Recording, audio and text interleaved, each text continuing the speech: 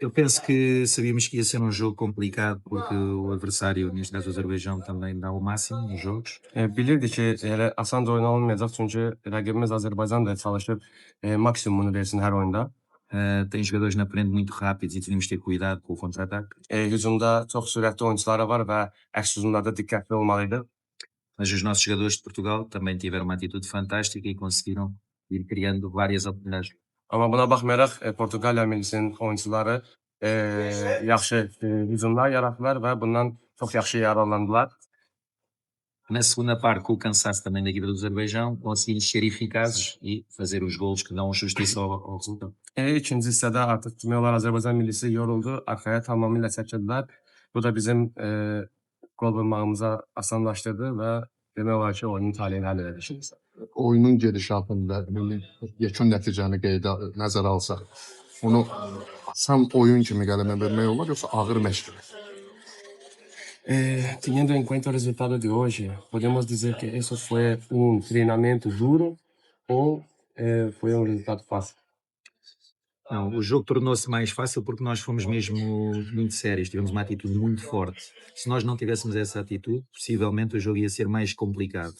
Əlbəttə ki, bizim özümüzdən hər şey asılıdır. Əgər ilk dəqiqələrdən biz bu oyuna ciddi yanaşmasaydıq, bizə bu baha başa tuta bilərdi, pis tutara bilərdi. Amma buna baxmayaraq oyunçularım oyuna ciddi yanaşdılar və sonunda istədiyimiz nəticəni əldə elədik. Hava şəraiti nə dərəcədə təsir edir oyunların? İstər müsbət, istər mənfi. O tiempo que estaba lloviendo todo el entero, ¿sabes? A veces podemos decir que se afectó para el juego o no. Penso que o relevado esteve muito bem, aguentou-se muito bem com a chuva. E penso que não houve problemas na questão da circulação de bola, nem afetou o nosso jogo. Ya deməzdim, düzdür. Oyun əvvəlindən axıra kimi demək olar yağış yağırdı, amma deməzdim ki, bu oyunun gedişatına təsir göstərdi. Topun hərəkətində falan heç bir çətinlik yaranmadı, problem yaşatmadı. Azərbaycan-Özbəkistan U20-lər bir neçə bəl keçirəcək. Portuqaliya baş məşqçi təyin olunur. Yəni onunla bağlı xəbərdardırmı? Ümumiyyətlə Azərbaycanlı bu yaşda futbolçular işləməli olacaq. Ona nə dərəcədə çətin olacaq bu işdə? Bizə də U20 yığmasına Portuqaliya baş məşqçi qoyulur. Cuestión es sobre Rui Jorge. Como você sabe, já Rui Jorge vai ser selecionador do Sub-21 do Azerbaijão, que vai ser tomar lugar no Azerbaijão também no Uzbequistão. Ele vai ter que trabalhar com essa geração. O que você pode dizer? Vai ser difícil para ele trabalhar aqui ou o que você vê? Mr. Rui Jorge é alguém muito experiente no futebol internacional, fez um grande trabalho nas seleções sub-21 de Portugal, foi a 2 finais europeias, portanto estão muito bem entregues no comando técnico da seleção. Rui Jorge deyərdim çox təcrübəli məşqçidir. İllərlə, uzun illər Portuqaliya 21 millisinə baş məşqçilik eləyib. 2 dəfə Avropa çempionatının finalında oynayıb. Yəni düşünürəm ki, o yəni işin nöqtəsindən gələ biləcək.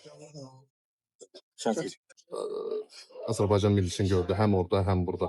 Azərbaycan millisi ilə bağlı mən nə dərəcədə etik olar, amma cavablandırmaq istəsə, bizim problem nədədir? Você já jogou dois Yani vezes bu cür contra a rəqiblərdən seleção de başa-baş oynamaq.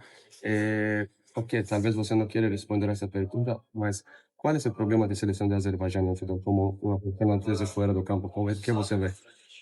Não, eu penso que a equipa do Azerbaijão defensivamente é uma equipa que procura dar o máximo, procura tentar tapar todos os buracos por onde podia sair. Jogou contra uma equipa muito forte, Portugal é muito forte.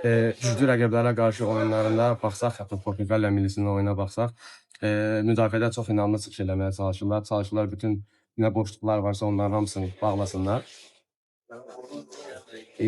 Bəs nədə geri qalır, nədə çatdırılır? Qual é o problema da seleção de Azerbaijão? Em que você vê isso?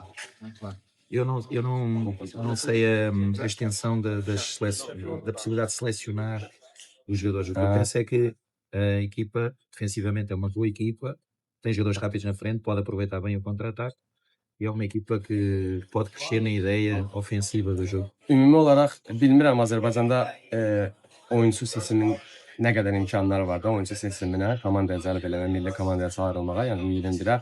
Amma ümumi olaraq müdafiə cəhətdən komanda yaxşı çıxış eləyir, ümumi götürəndə.